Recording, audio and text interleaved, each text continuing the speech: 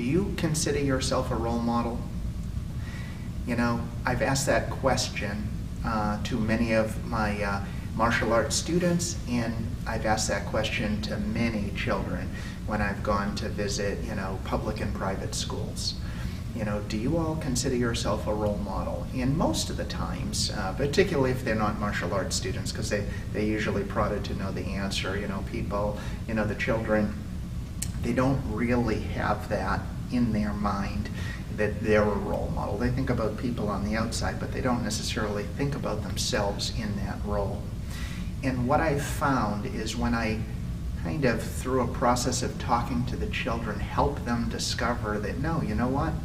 You're a role model for all of the people around you. I inevitably see, their body come up a little bit straighter because there's that recognition and realization that, you know what? They, through their example, have the ability to influence other people around them. So I just think it's motivational magic. When you can change the identity for your child, when you can change the identity for yourself, and put yourself in that role.